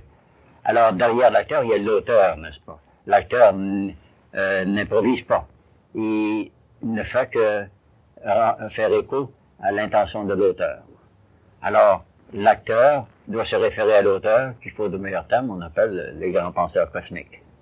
On a vu tout à l'heure que le corps est le véhicule au moyen duquel l'homme prend contact avec son environnement. Maintenant, l'esprit est l'essence de vie au moyen de laquelle l'homme prend contact avec son Dieu intérieur. Justement. Bon, alors, ce Dieu intérieur, c'est la conscience qu'il a de quelque chose qui dépasse toutes ses facultés objectives et tous ses moyens de perception. Il se dit instinctivement, même s'il ne formule pas cette question ou cette affirmation, il y a certainement quelque chose qui dépasse tout ce dont je suis conscient. Et c'est la première réalisation qui peut mener à la caption de cette essence vitale. Alors, c'est très subtil, mais on sent toujours l'impression. Pour que l'homme puisse contacter son Dieu intérieur, il doit posséder une certaine conscience de son individualisation. Précisément. Alors, on disait que l'animal est conscient de l'esprit de la race, de l'homme de la race, n'est-ce pas? Il n'y a pas d'égoïté, pas d'individualité. Mais dès qu'il atteint cet état-là, que l'atome racine s'était isolé, là, il est un individu, une chose unique et individuelle, et indivisible. Alors, c'est ça qui fait la noblesse et la supériorité de l'homme sur tous les autres êtres de la création. C'est-à-dire jusqu'au plan auquel nous avons accès. Cette conscience se manifeste lorsque l'essence de vie ayant atteint le niveau d'expression humain fut égotisée, c'est-à-dire différenciée en personnes. Ces personnes devinrent conscientes de leur existence individuelle alors qu'elles s'incarnèrent pour la première fois dans une forme humaine. Même aujourd'hui, on dit qu'une personne est égoïste lorsqu'elle surestime son individualisation et se vante de sa supériorité qui est souvent très superficielle. Mais si, ça c'est la part, puis l'incidence qui existe à la volonté des différents des autres, par conséquent supérieurs aux autres. C'était la première erreur qui a été commise par l'homme envers les gens qui étaient égaux, je suis, il négligeait tout le reste de la création. Alors ça, c'est la première chute. De se croire unique, alors qu'il était unifié, mais pas unique. L'ego est l'essence de vie individualisée. Précisément. Le but de l'évolution humaine est d'amener l'ego à une maîtrise autoconsciente de son corps quadruple. Oui. Pour y arriver, l'ego doit connaître un certain nombre d'expériences. Les expériences nécessaires sont concentrées par l'analyse et la rétrospection pour former un distillat de cet apprentissage appelé connaissance. Cette connaissance est emmagasinée dans un réservoir mental, l'âme. Bon, alors l'âme, c'est quelque chose d'acquis. on n'est pas qu'un homme, on est animé. Mais l'âme, même en termes de théologie, n'est pas un principe métaphysique abstrait, total. C'est la quintessence ou l'agrégat ou le distillat de toutes les expériences que l'on a vécues qui s'actualisent en forme de sagesse ou de sapience ou de sagacité. Alors, la connaissance acquise par l'expérience produit ce que l'on appelle l'âme ou le principe animé, sur quoi on se base pour agir à notre détriment ou à notre bienfaisance. Est-ce que ça voudrait dire que l'âme peut se développer encore, qu'elle n'est pas totalement développée? Non, c'est ça que ça veut dire? Oui, on ajoute toujours à l'âme. Ouais. L'âme, c'est une quantité que l'on peut appeler psychopathique, à laquelle on peut ajouter le distillat de toutes les expériences à travers lesquelles nous avons passé. Et plus l'homme a de l'expérience, plus son âme s'agrandit, pour enfin atteindre la conscience cosmique, atteindre l'âme universelle. Alors l'âme est le fruit de l'expérience assimilée par l'homme et au moyen de laquelle il a la possibilité, environnement, il manque quelque chose ici. Oui. Prendre contact avec l'environnement peut-être. Oui, la possibilité d'établir contact avec son environnement, oui, ça veut dire, oui. En effet, l'âme est la connaissance distillée par laquelle, en tant qu'ego, il a la possibilité d'effectuer la liaison entre son esprit et son corps. Il faut se rappeler que le corps et l'esprit sont toujours reliés, quel que soit le degré de vie. Mais la conscience de cette liaison ne peut s'acquérir que lorsque l'ego a la possibilité d'obtenir une âme. L'esprit se trouve dans les pierres, dans les plantes et les animaux, mais on n'y trouve pas d'âme individualisée. Ce n'est que lorsque l'esprit de vie devient égotisé en tant que personne humaine qu'une âme a la possibilité de se développer. Précisément, c'est l'expérience acquise dès qu'il a réalisé que c'est une accumulation d'expériences sensorielles qui se cristallise en sagesse, quoi, en connaissance synthétisée. Ainsi, le but de l'existence humaine est de développer une âme. En apprenant les leçons que les expériences de la vie vous apportent, on acquiert la connaissance. Mais l'expérience seule ne suffit pas. L'expérience est le moyen.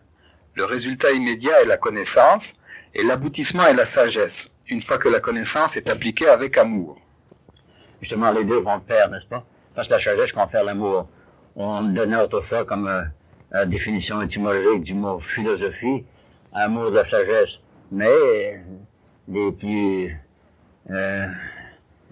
voyants, on dit non, c'est la sagesse de l'amour. Parce que toute expérience nous porte à aimer, même ce que d'autres considèrent déplaisant, désagréable ou nocif. Alors, il n'y a rien de mal, la sagesse voit à travers tout ça, ça fait partie du grand tout. Alors, la philosophie, la psychologie spirituelle, réalise que il s'agit d'atteindre l'amour par la sagesse. Parce que les deux sont unifiés, c'est les deux aspects de notre nature, amour et sagesse, qui forment un tout. L'aspect positif, l'aspect négatif, ou passif ou actif. Et qu'en est-il du bonheur? C'est la récompense de tous ceux dont les âmes ne sont constituées que de la véritable connaissance. La connaissance de Dieu et de sa perfection. C'est l'état de félicité connu par les bouddhistes et les hindous sous le nom de nirvana et par les chrétiens sous le nom de cieux. Il ne peut exister de véritable bonheur hors de la conscience de Dieu. Quelque forme de bonheur que vous connaissiez aujourd'hui provient de cette conviction spirituelle de votre divinité. Il n'y a pas d'autre source. Justement, et pour l'intensifier, pour la préciser, cette conscience de Dieu, c'est que nous sommes des répliques de Dieu, des copies de Dieu, fait par lui-même, des dieux en gestation. Alors, dès que vous avez atteint cet état-là, vous avez le tout, vous avez atteint le grand tout, vous en faites partie. Alors, le bonheur dépasse le terme de félicité, c'est pratiquement la béatitude. Alors, cette béatitude, il n'y a plus rien à se rajouter. Alors là, c'est la totalité de votre être. Remarquez bien qu'il existe une différence entre l'âme et le mental. Souvent, et de manière erronée, ces deux termes sont pris l'un pour l'autre. L'âme est la somme complète de toutes les expériences qui ont été vécues par l'individu depuis sa première incarnation en tant qu'être humain jusqu'à cette existence. Le mental est un véhicule qui fonctionne sur le plan mental. Bon, là, il y a un petit texte qui a pas fini d'être corrigé, ça fait que je vais l'éviter, je vais continuer. L'âme est le fruit de l'expérience à l'état brut, la sagesse, un état raffiné, tandis que le mental est l'intelligence intégrée à une substance atomique d'une telle subtilité que la moindre pensée en modifie l'apparence. On pourrait dire que la sagesse est la quintessence de la connaissance acquise par l'expérience. La sagesse dépasse tout, c'est le ciel de la connaissance. L'âme est une création purement humaine quant à ses caractéristiques. Elle évolue d'incarnation en incarnation, alors que l'expérience est assimilée par l'individu. La vérité l'édifie tandis que l'erreur la détruit. Oui, les plans inférieurs ne peuvent pas acquérir d'expérience, ni par conséquent, tout ce qu'ils développent, c'est la conscience de la race. Alors, quand l'homme atteint son égalité, son individualité, là, il profite de cette expérience. Il l'accumule. C'est là qu'il commence à croître véritablement sur un plan supérieur. Alors qu'auparavant, il ne fait qu'une gravité, à partir du centre de la Terre, du plan terrestre, pour aller à la surface. Et pour atteindre le plan céleste, ben là, il faut qu'il se base sur l'expérience préacquise, qui constitue son nombre, son principe animé. La sagesse est ce qu'il y a de plus important. Aussi, acquérir la sagesse, puis grâce à cela, obtenir l'intelligence. Donc, oui. Il y a encore une étape après la sagesse qu'on appelle l'intelligence. Oui, l'intelligence, c'est précisément la captation inhérente de tout ce qui compte, de tout ce qui est réel, de tout ce qui intègre l'homme avec son environnement. L'intelligence est le résultat final. C'est la quintessence que l'on cherche à obtenir. Ça dépasse les quatre états de matière et les 4 états de conscience. Le christianisme s'appuie sur 4 considérations principales. La perfection du corps, le développement de l'âme et la consécration de l'esprit. Ça en fait 3, ça. Non, on va en trouver un 4e. Avec qui va surgir. En manca una. Saint Paul se fait l'écho de ces considérations dans une prière aux Thessaloniciens. Que le Dieu de paix lui-même vous sanctifie tout entier et que tout ce qui est vous, l'esprit, l'âme et le corps, se conserve sans reproche jusqu'à l'avènement de notre Seigneur Jésus-Christ. Donc Thessaloniciens. Cela, voici le 4e élément qui se surajoute aux 3 précédents. C'est la conscience christique, la conscience solaire, qui marie, qui lie tous ces 3 éléments-là qui sont indispensables à la Trinité humaine pour en faire le couronnement, possiblement. C'est la conscience christique à laquelle on vise tous. Il ne faudra pas oublier de rectifier ça. Non, il y aura de rectifier. J'écrivais un peu, puis des fois, pas mal distrait. On peut considérer le corps, l'âme et l'esprit comme occupant le tiers gauche, le tiers central et le tiers droit, respectivement du clavier cosmique. Voyez-vous, nous avions comparé le cosmos à un clavier qui part des notes les plus basses, c'est-à-dire des plans matériels les plus grossiers, et des plans les plus subtils. Alors, de côté gauche, j'avais la matière brute, la matière insensible, alors que là, j'avais la matière transsubstantielle. Tandis que, au centre, vous avez la vie présente. Alors, on assied sur les 2 devant comme ça, d'octave en octave, jusqu'à ce que l'on joue sur tout le clavier cosmique. C'est un clavier circulaire, parce qu'il englobe tout l'univers. Dans cette situation, leur relation par rapport au processus cosmique d'évolution, d'épigenèse et d'involution sera plus clairement comprise. C'est le sujet de notre prochaine section. Aussi, il y a 2 solutions. Remettre, pour recommencer, cette expérience que l'on a ratée, quand on n'a pas subi l'examen final, ou bien continuer d'expérience en expérience jusqu'à ce que finalement l'esprit soit suffisamment ouvert pour posséder l'intelligence des choses. Et c'est la sagesse, la quintessence de toute connaissance acquise, qui forme son âme, qui lui donnera accès à cet état transcendant, qui sera l'état christique proprement dit. Alors, toujours sous le chapitre général de la loi de transmutation, on aborde maintenant la section numéro 2, évolution, épigenèse, involution. Bon, l'évolution, c'est sur le plan de matériel. Ouais. Tandis que l'épigenèse, c'est transcender, monter de palier en palier. Ouais. La prochaine étape de notre compréhension de la transmutation consiste à connaître la spécification de ces 3 termes fondamentaux de la science spirituelle, évolution, épigenèse, involution. Ce sont des processus qui donnent son sens à l'existence de l'homme tri-un et qui vous permettront une meilleure compréhension des questions d'où, vers, où et pourquoi. Tout désir de vivre doit s'appuyer sur une certaine forme de dynamisme et ce dynamisme, en gros, s'appelle avancement. Si d'une façon ou d'une autre les choses n'allaient de l'avant, tout espoir serait mort dans le cœur des hommes. La vie doit se mouvoir, elle est mouvement, et la question est vers où? Il existe 3 conceptions sur ce qu'il advient de l'essence de vie durant son cycle d'incarnation visible. La première est la conception du matérialiste, la seconde est la conception du théologien, et la troisième est la conception du philosophe. La conception matérialiste de la vie peut être comparée à un point qui se déplace en ligne droite. Le point qui débute la ligne marque le moment où l'essence de vie naît dans le corps, tandis que le point qui termine la ligne marque l'instant de la mort. Pour le matérialiste, il y a un point de départ et un terminus. Pour lui, il ne peut y avoir rien en avant et il est impossible qu'il y ait quoi que ce soit après. Ainsi, l'esprit, dans la mesure où le matérialiste est capable d'admettre une telle donnée, termine son existence avec celle du corps. Les cendres aux cendres, la poussière à la poussière, et le matérialiste à la matière. Ouais. La conception théologique de la vie peut être comparée à un point se déplaçant sur un cercle. Le point n'a pas de lien de départ et par conséquent n'atteint jamais le but. Certains théologiens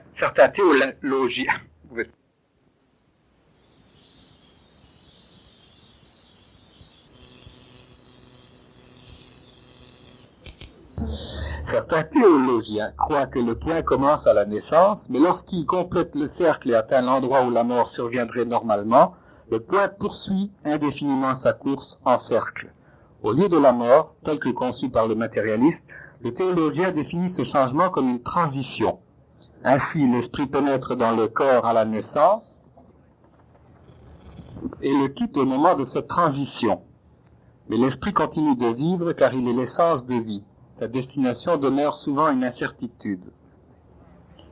Pour le philosophe, la conception de la vie peut être comparée à un point qui voyage en spirale. S'il existe un point de départ, il se situe si loin pour la vision humaine qu'il est complètement hors d'atteinte. S'il y a un point d'arrêt, il est si éloigné et bien au-delà des sphères de la connaissance humaine.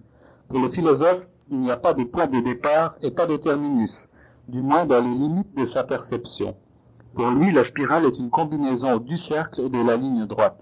Le cercle étant l'unique image du mouvement perpétuel, la ligne droite l'orientation vers un but, et leur combinaison l'ascension vers la réalisation. Mon personnellement, la lumière, c'est la définition que on ne peut pas voir nous-mêmes cette aventure qu'on appelle la vie, mais que ce n'est pas tourner en rond, que ce soit sur une planète rondelette ou que ce soit dans un plan purement métaphysique, on ne tourne pas en rond. On monte toujours vers quelque chose de supérieur, sur le point que tous les théologiens nous ont donné, vers la lumière. Par tout essentiel, mais nous, le but vers lequel nous tendons, c'est-à-dire la lumière dont tu es la source. Alors, l'homme se dirige vers la lumière, de reconnaître qu'il est d'abord lumière, et que son destin est de retourner à ce qu'il était auparavant. On a pris toutes les paraboles que l'on peut concevoir pour définir ça. Le retour de la maison du Père, l'enfant prodigue à la maison du Père, c'est censé la lumière, la source de l'être-té. Pour le matérialiste, il n'y a qu'une réalité, le corps. Il vient à l'existence à la naissance et disparaît à la mort. C'est la philosophie de la ligne droite, de l'athée, qui croit que la mort est la fin de tout. Pour le théologien, il n'y a qu'une réalité, l'esprit. Il vient à la naissance et poursuit son évolution par la suite. C'est la philosophie du cercle du christianisme conventionnel qui croit que la transition est le commencement de la vie et non la fin. Pour le philosophe, la réalité principale est l'âme. Bien qu'ils reconnaissent que le corps et l'esprit tirent leur origine d'une vague de vie bien inférieure à l'humanité, il reconnaît aussi qu'une entité nouvelle est apparue, l'âme. Il sait que, depuis la première incarnation de l'esprit dans un corps humain, l'âme s'est développée à travers une ligne ininterrompue d'expérience. C'est la philosophie de la spirale de l'étudiant en ésotérisme qui ne connaît ni mort ni transition une fois qu'il embrasse la réalité d'un monde unique. C'est aussi l'enseignement de toute la science contemporaine, des plans supérieurs à la spirale ascendante, la double spirale, qui est reconnue par surtout la news of Princeton, n'est-ce pas, hein? Que le barbatique au tout début, mais c'est très précis, c'est scientifique, c'est dans l'accord avec tout l'enseignement, qui est aussi l'enseignement du mystère autrefois. Alors, la news de Princeton reflète les connaissances de pointe au niveau scientifique de l'humanité. Oh oui, absolument, elle est précieuse, ça. Donc, on a beau de lui parler, cette news, mais elle est précieuse, c'est un codex qui relie les deux. La liaison entre ces deux choses-là. Alors cette numéro-là, on devrait le simplifier pour le donner. Mais c'est ce que notre bonhomme Zuko fait précisément. De façon à faciliter l'explication des éléments fondamentaux qui vont suivre, traduisons à nouveau le clavier cosmique, mais en relation cette fois avec les processus de pensée qui président au développement du corps, de l'âme et de l'esprit. On devra de nouveau visualiser le clavier comme étant divisé en 3 parties égales. Le tiers gauche est appelé évolution. Le tiers central est appelé épigenèse et le tiers droit est appelé involution. D'où, l'évolution est un processus qui régit le développement du corps. L'épigenèse est un processus qui régit le développement de l'âme et l'involution est un processus qui régit le développement de l'esprit. En vous rappelant ces correspondances, vous maîtriserez bientôt l'un des concepts les plus ardus de la science ésotérique, et c'est vrai. Exactement. Ça, c'est la synthèse totale. Les termes sont un peu inconnus, on ne peut pas en trouver d'autres. Ce qui est fantastique, c'est de voir la clarté des exposés qui peuvent voir là-dedans. Un langage très châtié, mais précis. Châtié pour ceux qui ont assumé la transition de la tradition jusqu'à nos jours. Oui. Il va falloir peut-être en abandonner ça, un morceau, parce que ça devient un peu comme un fardeau sur notre route. Oui, il faudrait faire nous gérer un peu. Oui. Alors essentiellement, l'évolution est un développement graduel de formes de vie plus élevées à partir d'un niveau inférieur de matière animée. L'évolution ne concerne pas la vie elle-même, mais plutôt les formes dans lesquelles la vie est incarnée. Puisque la vie habite toute forme, indépendamment de leur apparence, l'évolution débute par les rochers, les éléments chimiques et la terre de la vague de vie minérale. Elle se déplace vers les plantes, la vague de vie végétale, et se poursuit dans les insectes, les reptiles, les oiseaux et les mammifères de la vague de vie animale pour aboutir finalement à l'homme et à sa vague de vie. Durant tout ce processus, il y a une complexité de structures toujours croissante, qu'on appelle différenciation, et en même temps une unification toujours plus grande et un contrôle harmonieux des forces de vie, qu'on appelle intégration. Nous voyons donc qu'il existe actuellement 4 vagues de vie en incarnation sur la planète Terre. Chacune de ces vagues de vie minérale, végétale, animale et humaine possède des corps faits de substances physiques. Les différences dans la qualité de la dite substance dépendent de la qualité de la vie incarnée.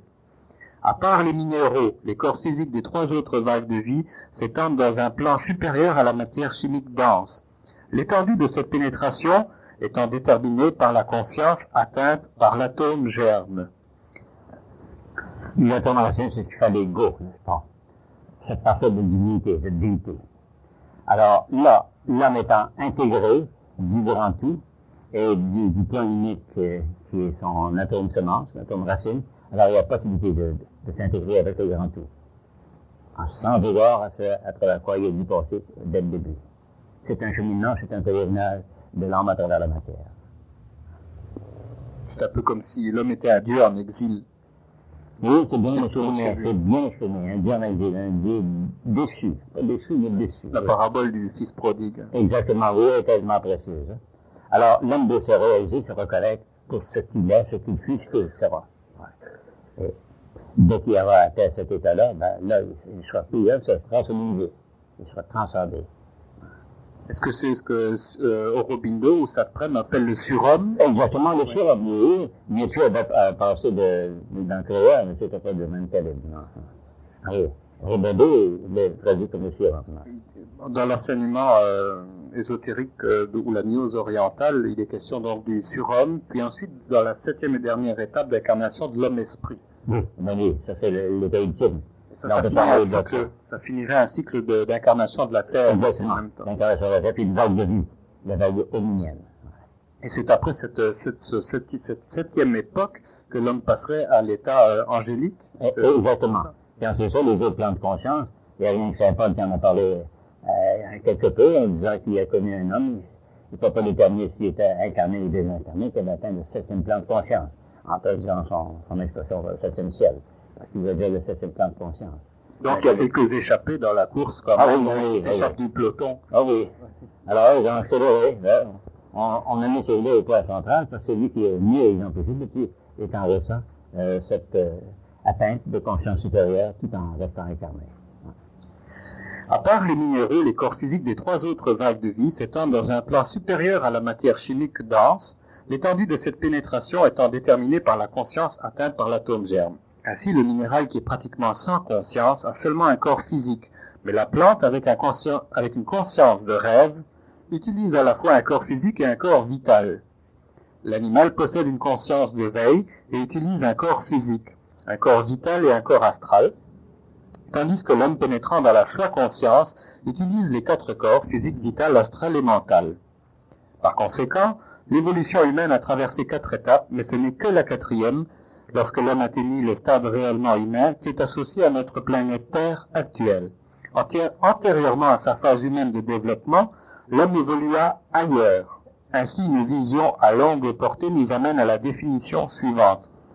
L'évolution est le développement du corps à travers divers plans successifs d'existence pour former un organisme parfait capable de fonctionner comme un tout universel unifié. Très succincte, mais c'est très précis, n'est-ce pas? Le contraire d'évolution est d'évolution. Oui. Alors le contraire d'évolution, c'est-à-dire D' accent aigu, et d'évolution, DE accent aigu, donc sans apostrophe. Par dévolution, on entend ordinairement dégénérescence de l'espèce ou retour à quelque état antérieur d'existence. On considère les anthropoïdes comme une dégénérescence de la race humaine originelle. Bien qu'il existe encore une école de pensée qui enseigne que les anthropoïdes, donc les singes, sont les ancêtres de l'homme moderne. On en parle une première et on en va parler aussi. Il n'y a aucune relation. Cependant, le soi-disant chaînon manquant n'a jamais été identifié, et la théorie de Darwin n'a seulement dit que les anthropoïdes et l'homme ont une origine commune, mais non qu'ils sont ancêtres l'un de l'autre. Mais peut-être une distinction-là, comment ça n'a plus de temps du tout. Par ailleurs, la théologie chrétienne fait référence à une descente ou une chute de l'homme. Cette doctrine soutient que l'homme a été créé plus parfait qu'il l'est aujourd'hui, puis a dégénéré à cause du péché. Il est dit que maintenant il est en train de réintégrer sa condition supérieure originelle. Cette doctrine prend plus de valeur si nous pensons la chute de l'homme non comme une dégénérescence du corps, mais plutôt comme une involution de l'esprit. La dévolution et l'involution sont différentes, même si le dictionnaire définit l'involution à un endroit comme une transformation rétrograde. Au sens propre, involution signifie l'action ou le processus d'enrouler ou de lever sur soi-même. Appliqué à l'essence de vie, l'involution est un enroulement centripède sur soi-même de l'esprit, un mouvement de spirale vers le centre de sa propre création. Il s'agit, dans un sens, de la descente de l'esprit dans la matière, quoiqu'en réalité l'esprit et les matières ont toujours coexisté, mais pas toujours dans une relation de soi-conscience. On a établi un contraste en sémantique aussi qu'en étymologie. Alors, là, il fait une définition qui est assez succincte, qui est précise. Tout comme l'évolution concerne le perfectionnement du corps vers l'extérieur, ainsi l'involution concerne le perfectionnement vers l'intérieur de l'esprit. Rappelez-vous, tout ce qui est vivant bouge, et tout ce qui bouge doit avancer ou reculer, monter ou descendre. L'esprit de l'homme doit être perfectionné tout comme son corps, ses émotions, son mental et son âme doivent être perfectionnés. Rien n'est stagnant dans la vie, rien ne demeure ce qu'il était hier, aujourd'hui et sera demain, rien sauf la vérité. Et la vérité est un concept abstrait qui n'autorise aucune réponse. Voir Jean 18:38. On peut dire que cela est en permanence. Ouais. Déjà l'ancien, c'est toi en Asie, tu es cela. Ouais. L'involution est le développement de l'esprit à travers des vagues de vie successives pour aboutir à une essence de vie perfectionnée, qui remplit son rôle lorsqu'elle est devenue le Dieu universel. La manière la plus simple pour visualiser le processus d'évolution est d'imaginer la vie s'enroulant en spirale vers le haut, formant ainsi un cône de sorte que plus elle avance, plus elle aboutit à un point commun, le centre absolu, mais sans jamais atteindre pourtant le centre exact qui est Dieu. En géométrie, on appelle développante une courbe mobile engendrée par une ligne droite qui s'enroule sur une courbe fixe. À partir de cette définition, on peut envisager l'essence de vie comme un esprit mobile et progressif qui se dirige vers Dieu en fonction de sa capacité d'introspection vers sa source. Souvenez-vous, l'esprit est toujours Dieu. Ce qui change n'est pas sa nature, mais la conscience qu'il a de son identité. Justement, oui. Alors, ça, c'est la synthèse de tout l'enseignement. Alors, cette chose-là est, et cette chose-là, c'est le grand tout, et mise en globe, et notre destin, c'est d'en faire partie intégrante. C'est ce à quoi disent tous les enseignements. Et le centre universel est véritablement en nous. Nous sommes au centre du grand tout. Alors, dans une période comme le Kali Yuga ou l'âge de fer, comme aujourd'hui, ce qu'on a perdu, en fait, c'est la conscience de l'identité de l'esprit. C'est ça qu'on perd dans une ère de Yuga. De 46. Oui. De 46, oui, l'ère de ténèbres. L'ère de fer, comment on l'appelle? Bon, alors, il est bon, encore une fois, de se remémorer ceci. L'esprit est toujours Dieu. Ce qui change n'est pas sa nature, mais la conscience qu'il a de son identité. Exactement. C'est progressif, ouais. Donc l'évolution n'est pas une descente comme cela est souvent enseigné en ésotérisme, c'est vrai, mais un mouvement vers l'intérieur. Ce mouvement vers l'intérieur fait progresser l'esprit, un peu de la même manière que le mouvement vers le haut fait progresser le corps. La science ne prend en considération que le développement de la structure visible, l'évolution de la forme. Elle omet souvent de tenir compte de la vie qui habite la forme, le développement de l'essence de vie qui anime la forme, l'involution de la vie. En général, la religion ne tient compte que de l'aspect spirituel de l'existence humaine et a tendance à insister sur l'idée que l'essence de vie est l'unique possession permanente. Avec la science, l'accent est mis sur le corps et son évolution en forme humaine, le moment où l'esprit en prend possession, dans la mesure où la science est prête à admettre l'existence de l'esprit. Par contre, avec la science, l'accent est placé sur l'esprit lui-même. À partir de ce point de vue, l'esprit de l'homme a été créé en premier, et c'est cet esprit qui a façonné le corps bien avant que le corps ne commence à évoluer, dans la mesure où la religion est prête à admettre la réalité de l'évolution. Avec certaines réservations, elle commence à le faire maintenant. Hein. L'évolution de la forme. Et l'esprit s'intègre à mesure que la forme s'améliore et progresse tout le long de son cheminement. Encore une fois, les deux points de vue sont justes. La science et la religion ont souvent raison dans leurs champs respectifs, mais elles ne vont pas assez loin. Elles s'arrêtent juste avant de reconnaître une vérité monumentale, à savoir que l'essence de vie au niveau humain peut individuellement orienter les processus d'évolution et d'involution, le perfectionnement du corps et de l'esprit. L'expression individualisée de ces processus sous la direction consciente de l'atome germe égotisé est connue sous le nom d'épigenèse. C'est clair aussi. Plusieurs personnes semblent croire que l'évolution du corps et l'involution de l'esprit ne sont que des méthodes par lesquelles la connaissance, présente en soi, peut être remémorée ou réclamée. Il s'agit là d'une erreur courante qui devra être clarifiée avant que nous puissions aborder la vérité. L'homme s'est incarné sur la vague de vie humaine non pas avec la connaissance totale, mais avec la faculté d'acquérir la connaissance totale dans la mesure où il s'y applique. Le mental est l'instrument au moyen duquel l'homme peut obtenir cette connaissance. L'âme est cette connaissance, elle-même acquise par l'assimilation de l'expérience. Par conséquent, le facteur qui préside à l'étendue de la connaissance effective de l'homme est son pouvoir d'assimilation, c'est-à-dire son habileté à bien apprendre les leçons que ses expériences ont choisi de lui enseigner. Oui. C'est intéressant. Oui, c'est très succinct, hein. C'est précis, il n'y a rien à ajouter, rien à soustraire de ça. Alors, tout ça s'encadre dans l'enseignement spirituel, dans l'enseignement psychique, dans l'enseignement social, dans l'enseignement matériel aussi de la science. Et quant au processus d'alchimie, c'est véritablement la science de Hall, comme un certain auteur se plaît l'appeler. La science des plans supérieurs d'être-té, donc on devrait être toujours de plus en plus conscient, afin de comprendre finalement ce que l'on est, d'où l'on vient et où l'on se dirige. Ce sont toujours les trois questions qui ont défié l'intelligence de l'homme. D'où viens-tu? Qu'es-tu et où vas-tu? Mais si l'homme se contentait de suivre des schémas conçus par un créateur antérieurement à l'existence humaine, l'originalité serait impossible. Il deviendrait un simple imitateur, répétant ce que d'autres ont déjà fait. Et nous savons que l'homme n'est plus qu'un imitateur, c'est un créateur fait à l'image et à la ressemblance du Créateur suprême.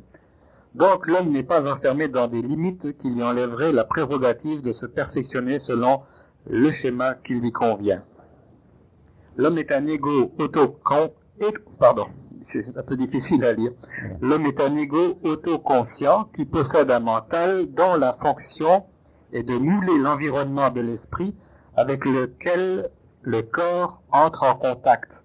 Le mental est ce véhicule qui procure à l'homme la faculté créatrice qu'il recherche. Cependant, cette créativité ne résulte pas de l'activité de l'atome lui-même, que d'une réorganisation ou d'une transmutation des atomes déjà existants.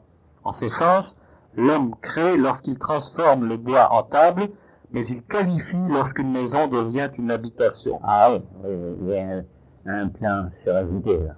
Il y a le plan spirituel, le plan social, et qui se rajouté comme matériel. Et dans tous les domaines, ça s'applique.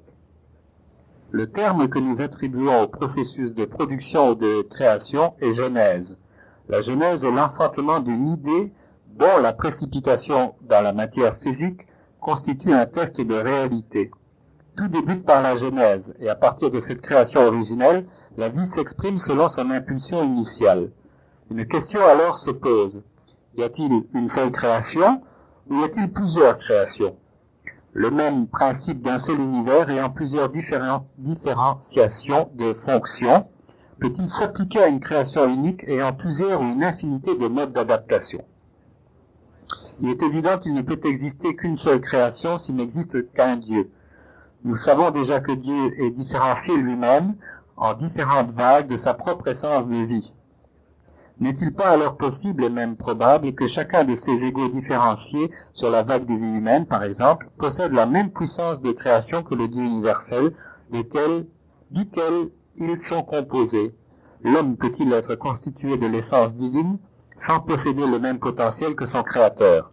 Si Dieu comprend le processus de la genèse, comme c'est nécessairement le cas, l'homme ne peut-il pas pareillement comprendre aussi ce processus en recevant la connaissance nécessaire? Le terme que nous utilisons pour appliquer le processus par lequel l'homme s'adapte à la création originelle pour poursuivre sa propre évolution individuelle est l'épigenèse. L'épigenèse est la création de nouvelles conditions en plus de celles initialement créées par Dieu. Épigenèse vient du grec épi, signifiant sur, dessus ou par-dessus, et genèse signifiant processus de création. C'est au-delà de la création basique. L'étudiant comprendra maintenant ceci. Étant donné qu'on ne peut pas créer l'atome à partir duquel émane la création universelle, son unique possibilité pour agir sur l'élément originel de Dieu qu'il cherche à rejoindre consiste à reconstruire ou à reconditionner l'atome, manifestant ainsi la création d'une réalité nouvelle. Appliqué au corps physique, ce principe permettra à l'ego de conditionner son véhicule de manière à renforcer ses vibrations et subtiliser sa structure, rendant ainsi possible sa pénétration dans des plans supérieurs. Vraiment, c'est le point capital, n'est-ce pas?